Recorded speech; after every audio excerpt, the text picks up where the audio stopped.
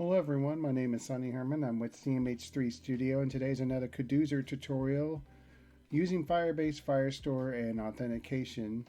So we're going to use the Firebase Authentication for logins and the Firestore for the database. So here's our agenda. We are going to show a little bit about how the Login Addon works in Codoozer and how it easily merges with your map. We're also going to show you how to filter your database using that same Firebase user ID. And then I'm also going to show you a function called switch to help toggle true false values on your app. And then I also kind of use I call it a second value change based on the onChange function. I'll show you what I mean by that. Basically, when I toggle something from true to false, I'm changing a picture in the background from one image to another image. And then again, just tips about rapid prototyping when you are using Codoozer. I want to convey the importance of doing this because it's easy to make a lot of changes and then you have a problem. But then if you do quick rapid prototyping, means you make small changes and then export those out into your Android emulator, and that way you can kind of keep even though they're small changes, you keep the progress moving forward instead of getting yourself into a bind when you can't figure out what are the 6 or 7 changes I made that broke the app. And then these concepts we're going to do today are going to be using a app I call Booth Manager, and it uses this functions of the login and also using Firebase Firestore for the database. So let's get right in. Every tutorial I make sure and reference this conceptual, I guess you would call it, diagram of the different components of Codoozer. That way you're always understanding how each of these pieces work together. Again, you have all your resources. These are the files that contain information, or they could be images, they could be audio, they could be text, they could be databases, they could be online databases, they could be online video, they could be images from your external servers.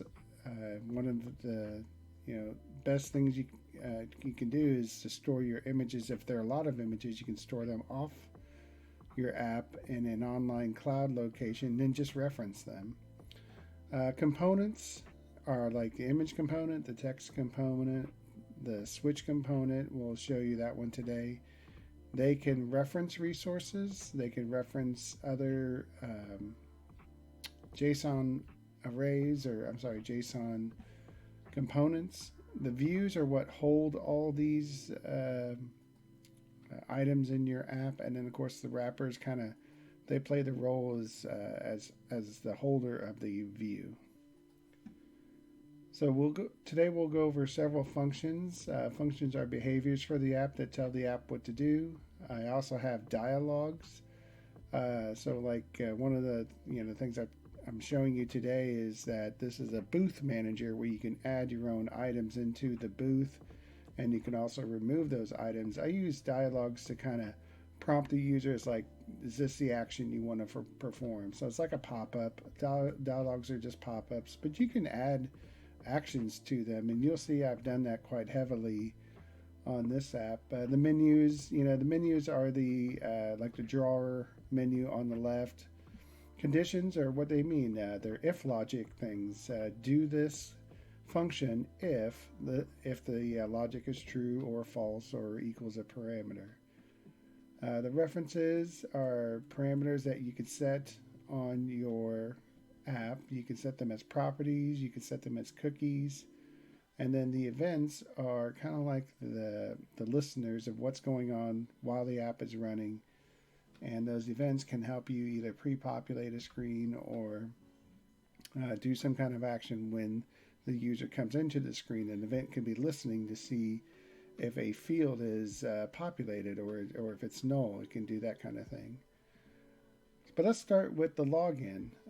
So if you're in Codoozer, and I'm going to bring up my web browser. This is a Google Chrome. And I'm actually just going to do a project from scratch here, because I want to show you what it looks like when you import it directly into your project. So this is a brand new project. As you can see, it's undefined, and this is where you name your project. When you build your apps, you have to give it a package name. So let's just call it test, and we can call this test. That was I'm under the Android JSON, so package name is right here.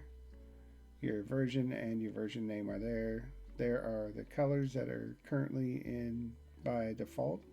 But let's talk about this import add-on, because I want to show you the keys that you have to have. You just click on that import, I guess, icon there on the left, and it says the contents of the imported add-on will be merged with your project. So let's look at it before we do it and then look at it after. If you notice, your dialogues just has one main dialogue that's there by default, and your views just have main view. When you do this import, it's going to import the additional views, dialogues, and any additional components that are needed to do the import. So as you can see here, it says imported. I can close that. And you have two new views that were just added, CDZ login and CDC sign up. And if you click on those, you can see this is the with the visor on. You can see that this is the login screen and this is your sign up screen. So one is if you already had an account. This one's if you want a brand new account. And also that your dialogue is now more than just main dialogue. It has all these pop-ups. They're dialogue pop-ups that would appear when the user makes a mistake when they're trying to sign in, or if they're trying to create a new sign-up. Pay attention to this right here, because this is key. This is where I was going to go next. You must upload your Google-Services JSON file to the project in order to use Google Firebase services. And you can click on that link there, and it's going to take you to the Google support page that has this kind of information. But I'll show you what it's asking for right now. You have to have a Firebase account in order to do this type of work with Codoozer, right? And you're going to have the account, and you're going to have to set up a project. And so when you create that project, you can go to Project Overview, click on that gear, go to Settings, and then if you can scroll down, and what you're looking for is this information right here. When you set up your project, you must use the same package name as you did when you did your site. So I just showed you this is what gets imported. So let me take you to my actual project called the Booth Manager, so you can see it there. All right, so now I've loaded, and you can see my icon change, and I have these are all my files that are for this project. I've added a few, and I'll talk about those as I go through it. But under Android, package name com.boothmanager.client. That's what I put in there when I did this project in Firebase.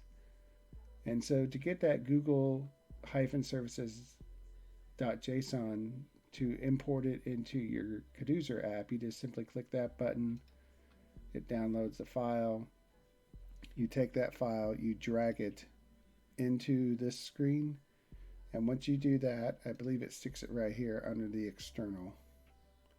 So this is your Google-services JSON file that you just downloaded from the store or from Firebase under projects. and placed it into Codoozer, and it will use that information when it goes to build the APK so that it can connect up and use the services of Login, which is what we're trying to do, right? We're trying to use Login to get that information there.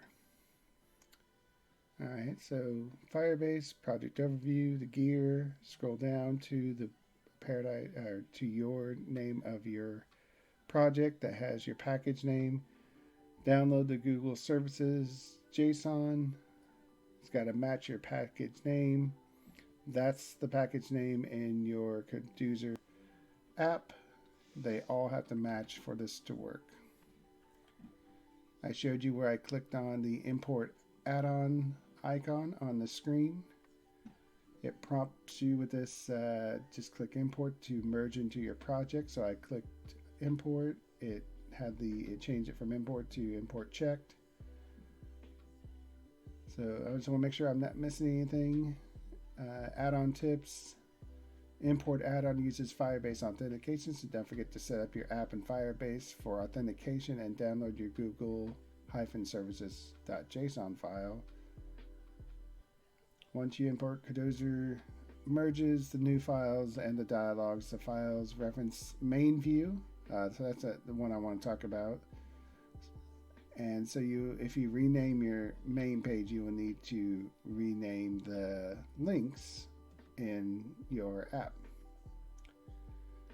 This is just me showing you the additional dialogues that get added. Notice all the dialogues. You need to keep these files for login and sign up error checking. Good news, functionality wise, they're all ready to go. I would just check the spelling and language to make sure that the words in here are, if you're doing English, they're in English. If you're doing Spanish or another language, that they are in Spanish for you. All right. And so let's now hop back. This is my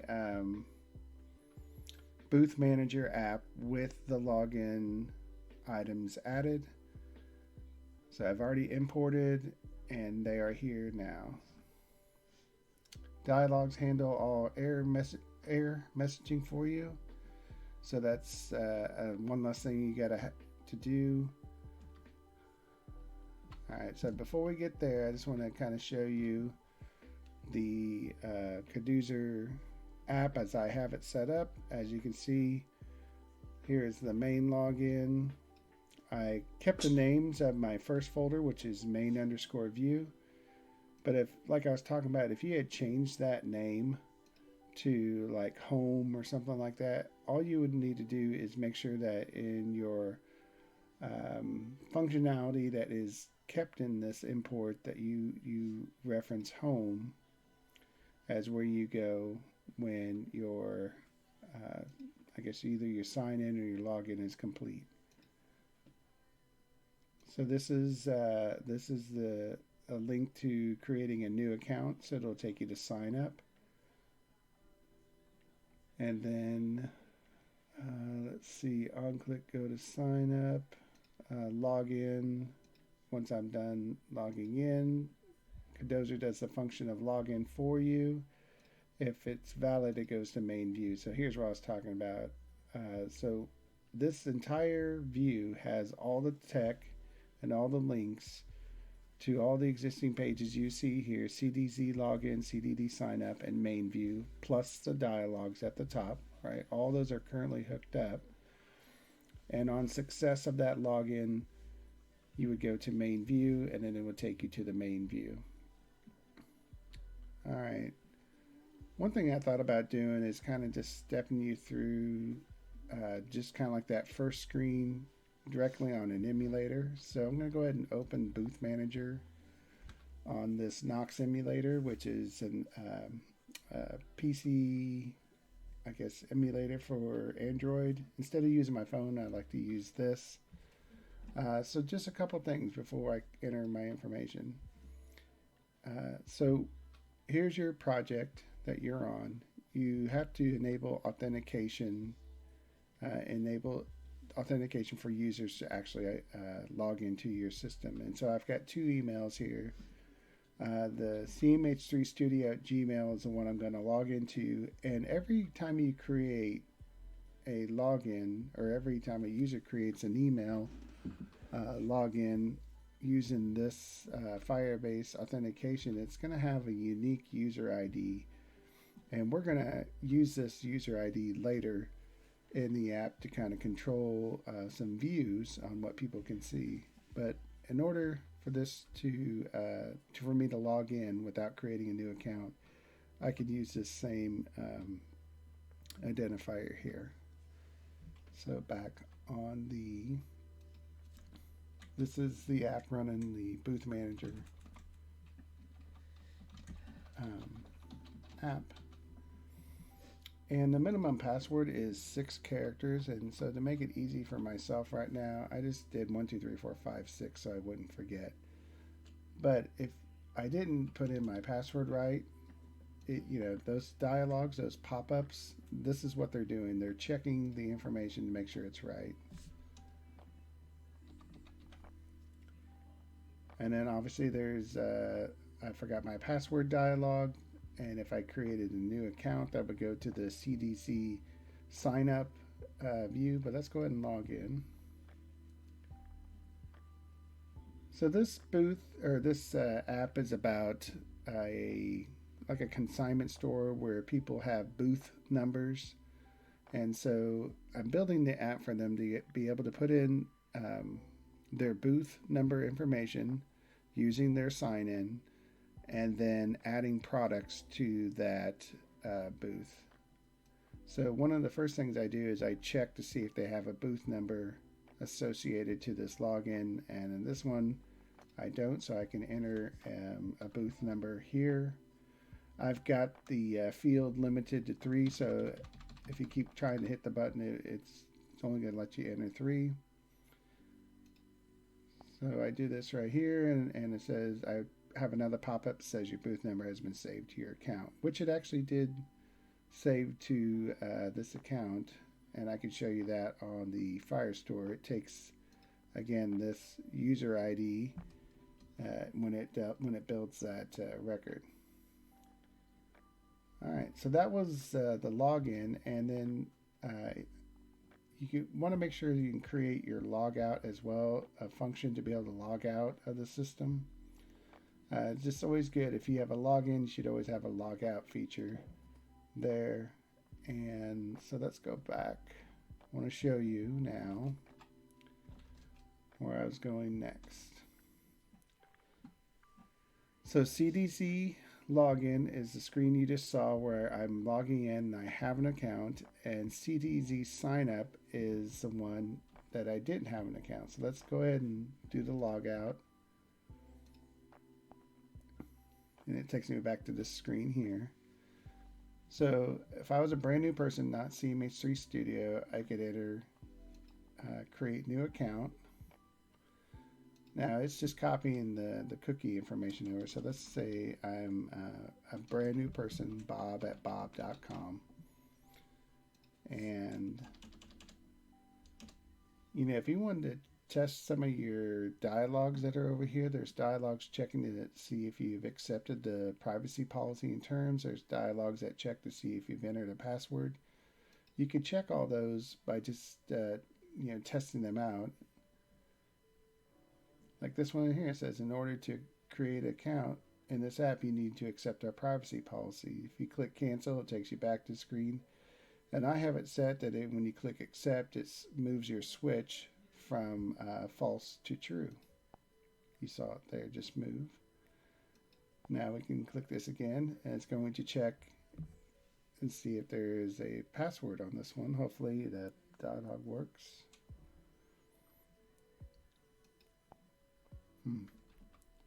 Well, let's go ahead and enter a password. Let's go ahead and enter it too short. Alright, so there's a dialog that says you at least have to have 6 characters. So that's 1, 2, 3, 4, 5, 6. And before I click that accept button, I want to show you this screen here, because you will see a new line be added when this sign up button is clicked. Come back here, click on users. refresh. There's Bob at bob.com. That's his unique ID. So Bob has got a booth at this we'll call it Paradise Mall, and he needs to enter his booth number just like the others. We'll call him 333.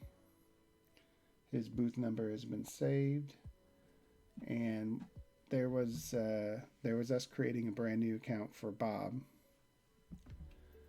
So on the Cloud Firestore, I have two collections. One of them is called users.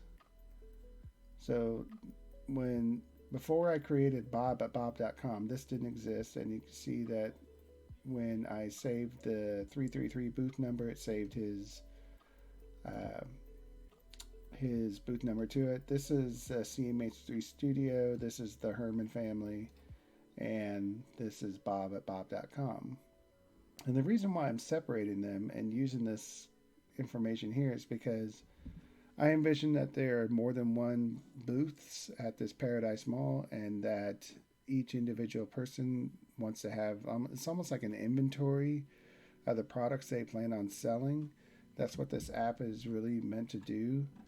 They're allowed to go in here, and they're actually able to see all the products that they have for sale in the booth. And the way they do that is by adding products in there. So it populates their booth number. They put the price of the item.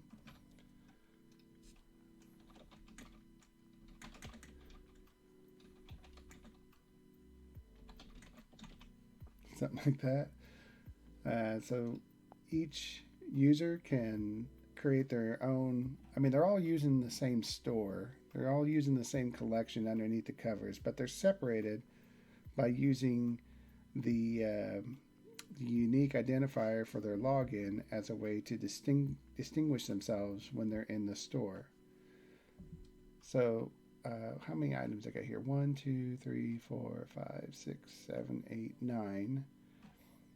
And as you can see, there are already 9 items in the store, but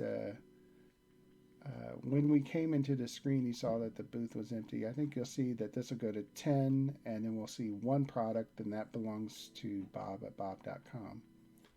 So this is one of my pop-ups I use when I'm adding a product to the screen. It pulls in this type of field information, and I click confirm. It puts the product up there, and I don't know why there's 2, so that's kind of weird. That's a bug. I need to fix that. Don't know why it would load it twice, but it did. So we now have, where's Bob's item? That's the only thing about this, you can't really know with this unique identifier which one is which, but we can find it here. There it is. This is the product from Bob. And there's the picture of the present. And I'll talk to you about that in just a little bit. I used 2 images. One is the present, that means the item's for sale, and one of them is a sold sign. So let's go back over here and let's do view inventory. Yeah, it's weird that it shows 2 of them. Somehow it loaded 2, so interesting. I'm going to log out of Bob, and I'm going to come back in as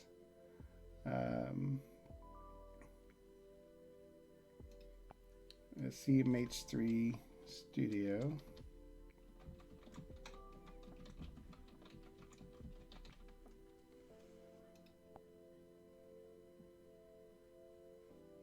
Carried it over. That's another bug. It should have brought in the 888. That's okay. I think I can change the booth. The booth number is not like super critical to me. I wanted to make this so that the person who's creating the items in there, if they had more than one booth, they could create their own booth, but that should have been correct. So I can click on this picture or the booth inventory and see just the items that belong to cmh3studio's account. And as you can see, it doesn't have Bob's item, right?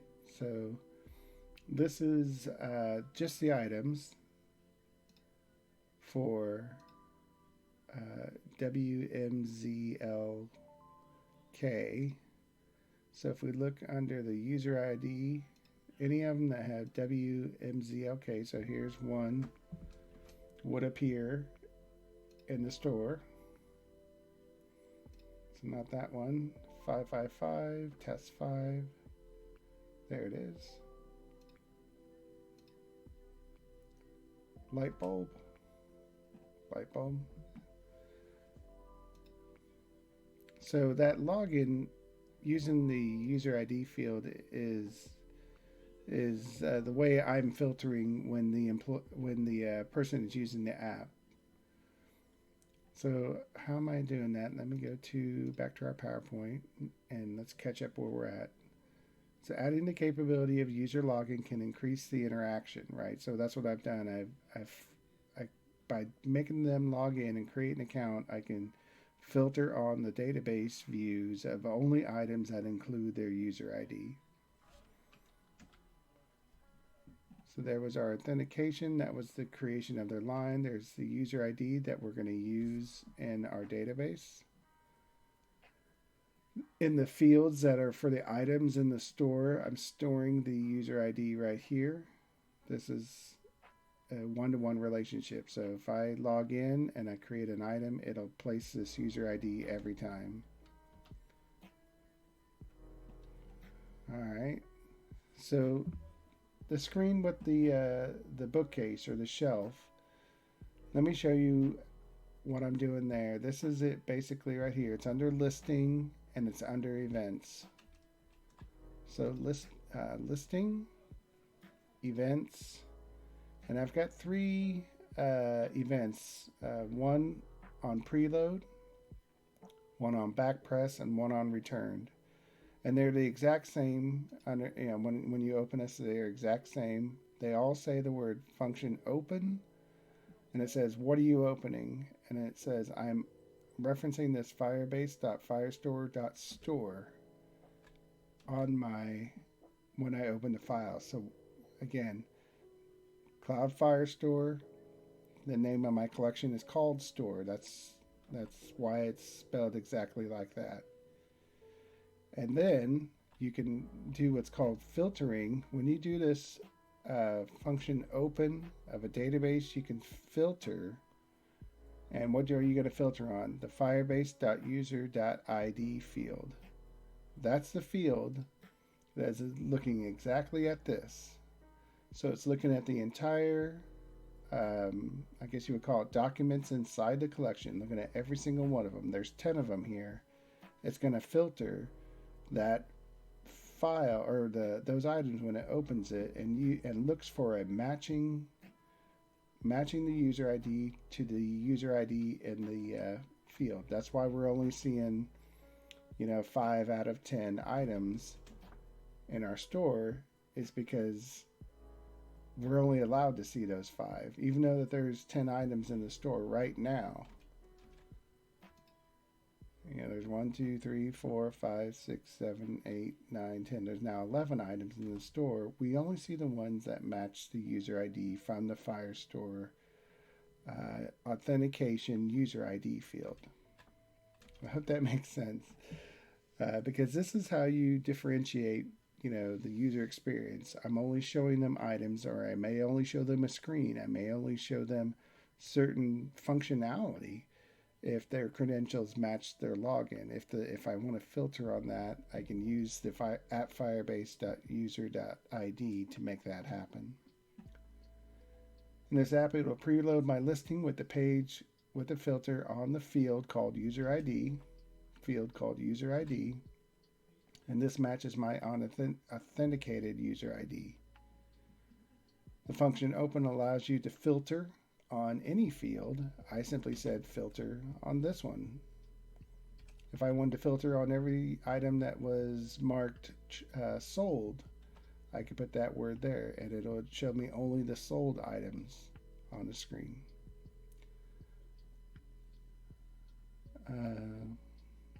There's other ways that you can do random features. You can do other things like that.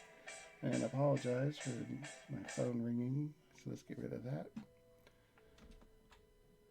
All right, on to the next thing.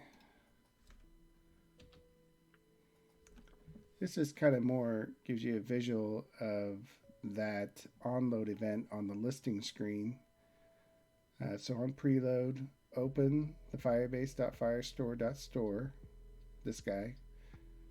Look at the user ID field for all the items in the collections, and is it equal to the login that just was performed? Does that user ID that's been saved on every item that was entered match the user ID of the person who just logged in?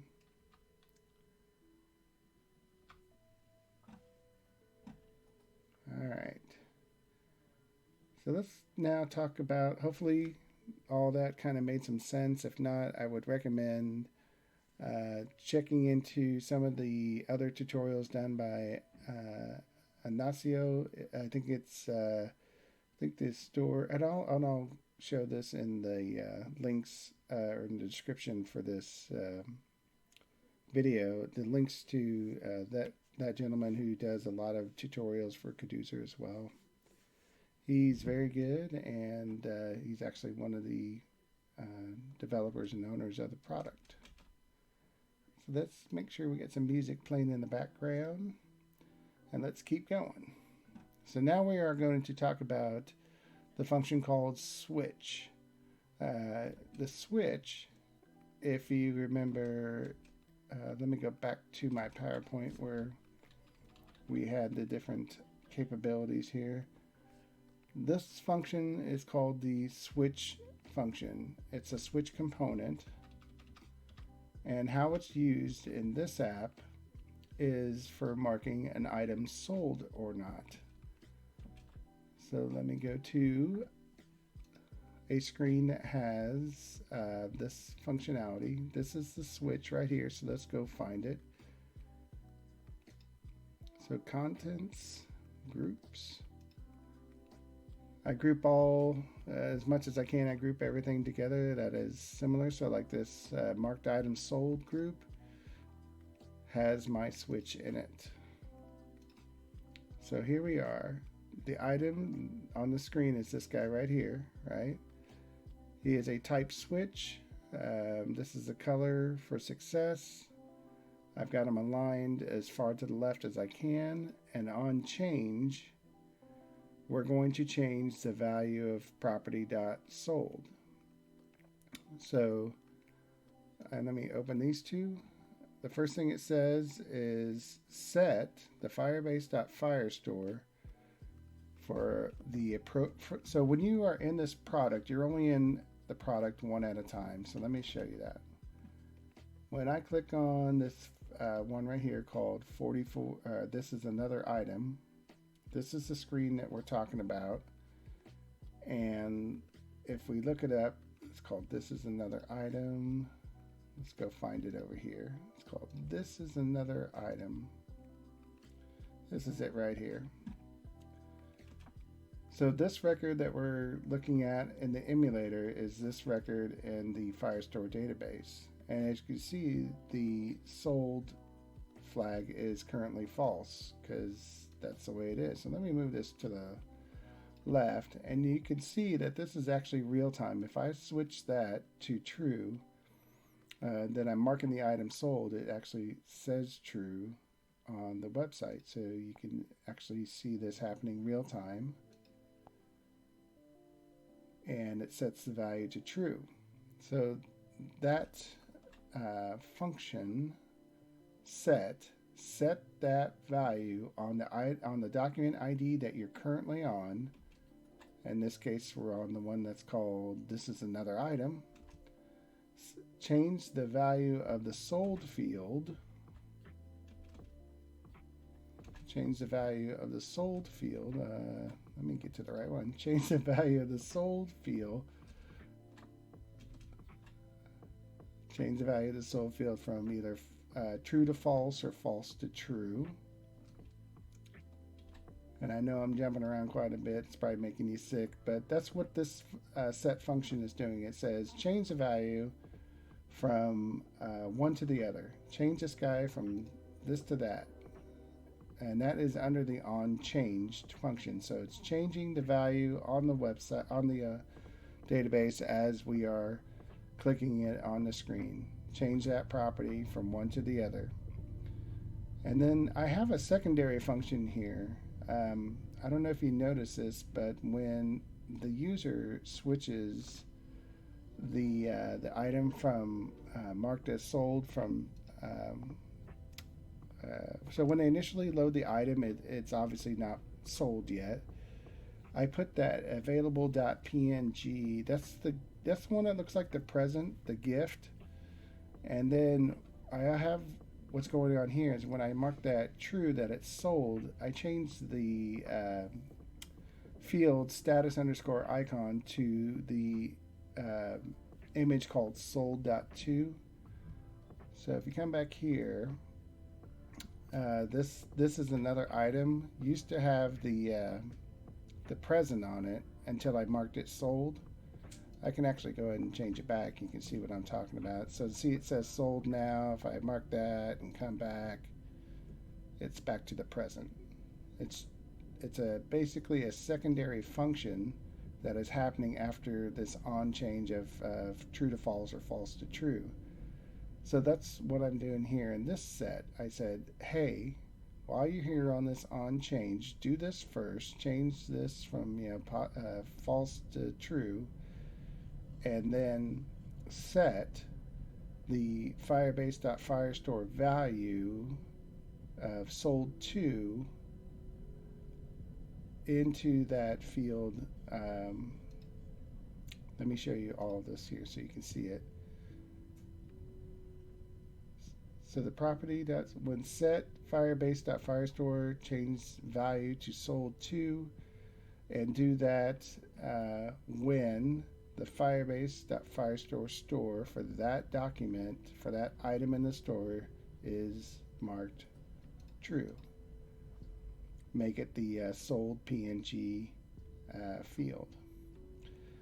Else, it's going to be the one that looks like the gift, the package, the pink and white package there.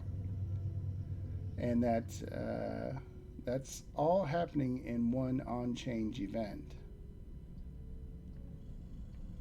So if you look here, when they mark that from false to true or for sale to sold, it's going to change not only this one, but it'll also change which icon I'm referencing, or which image I'm referencing when I display it on the screen of listing.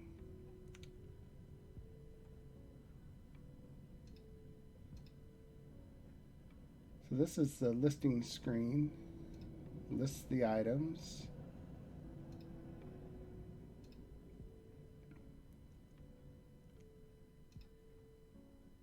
And here is the image component.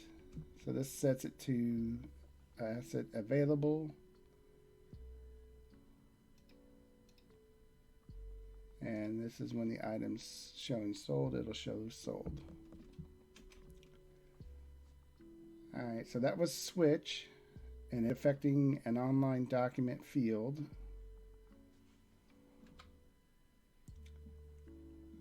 So those pictures, the available.png and the sold2.png, are in an assets folder. I don't think I told you that. So res, assets, there's those two files there.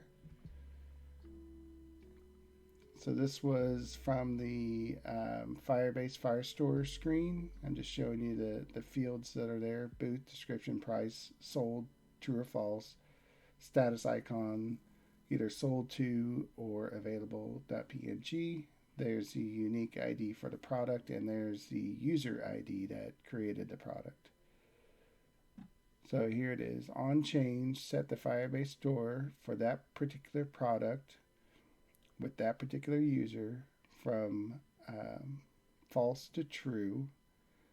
And when you do that, change the status icon from so when you mark that sold, change the status icon, the other field, to sold2.png if if the Firebase store sold field. So if this was true, set that to sold to. If this is false, else send it to, save it as available.png. So that was on item. So let's go to that. And let me just do something real quick where I hide the visor, because I think that's why I'm not seeing the entire string here. There it is. The visor, when it was on, it was hiding this part of the code. So when you do the switch and you're changing the value of property.sold, which is the field sold on the Firestore, set the status icon field to sold2.png if that value was true. Else you're going to set the status icon to available.png, which is the gift. This is the for sale sign. This is the gift sign. And I kind of represent it with a picture here, the same logic that you're looking at now. So hopefully that made sense. This goes into the dialog. So back on the app, whenever you are adding a new item, so you click add, and you're adding, this is a price, so let's do $23.50.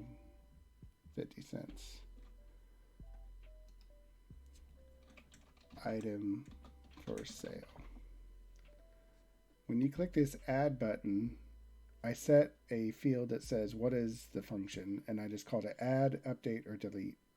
And that's all used in the all dialogues feature to know whether you're adding something or updating something or deleting something. So let me show you that.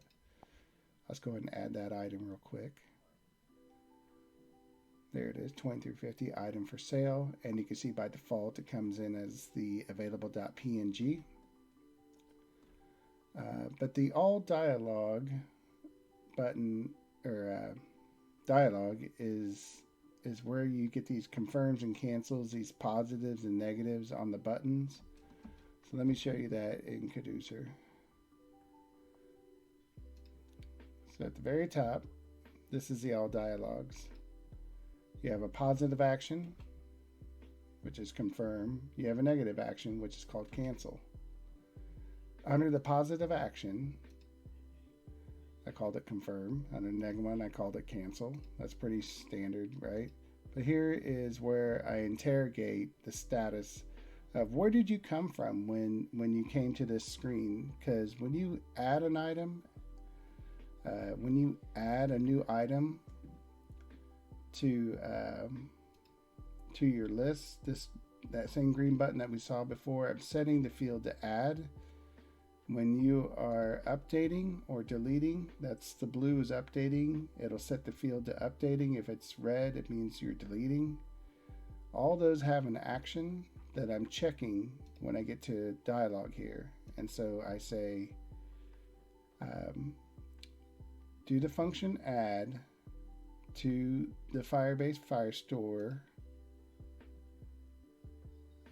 if my action is add, right? Add these items if my property action was add. I set the property.action on the add screen to add. I set the property.action to update, I believe. Oh, I have to check to see if the product was sold, because I need to plop in the appropriate image. So I think I have two of these. This is the update feature. So I had to be very specific when I updated the product, because what was happening is I was switching my images by accident because I was simply updating the screen. So there are two updates, if that makes sense. One for when the product is still available, and one for when the product is sold. And then the last status one I check is this delete. So, or remove, I'm sorry, if property.action is removed, then I actually delete the document ID from the store. So that's what all these are. This is the adding, and then these are the two updates, checking to see if it's sold or not, to know whether or not to put the sold to.png there or the available.png. And then the last one is the delete. Delete the Firebase, go back to the listing, and you're done. So let's actually do an update so you can see the update feature. We weren't really descriptive on this item here, so we'll just say that this is a coffee mug. And the price is not $23 for this coffee mug. Let's change it to just a few bucks. Let's just say it's $3.50. So right now, in our Firestore, our item is the old name. Let's go find it real quick. I can't remember what I called it.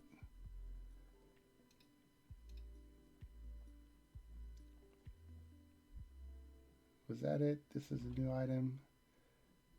1611. That's why I put these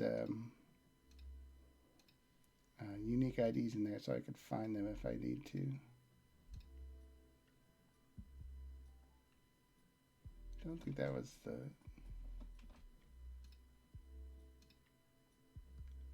Oh, there it is. Makes sense, right? Alright, so right now the app is in its editing mode, right? We just changed the price and we changed the description.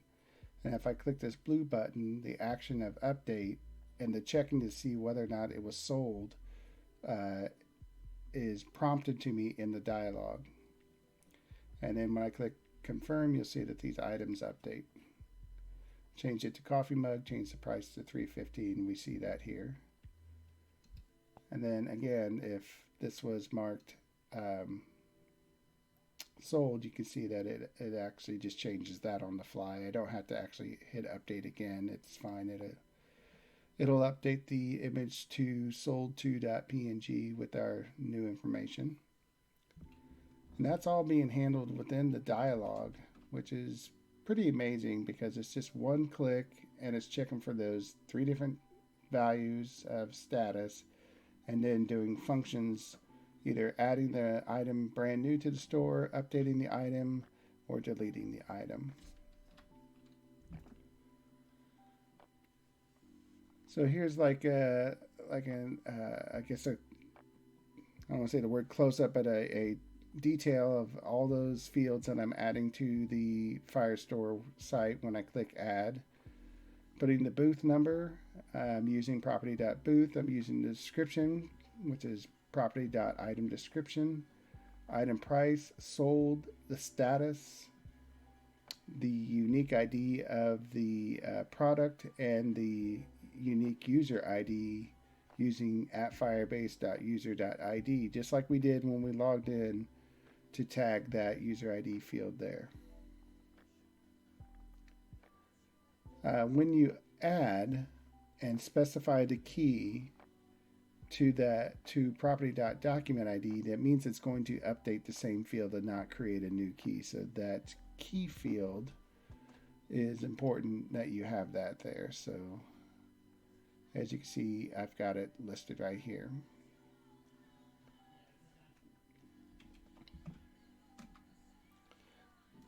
Alright, that ends the slideshow. So just to finish off, let's do a delete. Let's go take our coffee mug that we have in our store, and let's go ahead and delete it. And it disappeared. You see it's gone from the online store, and it's gone from here. Alright.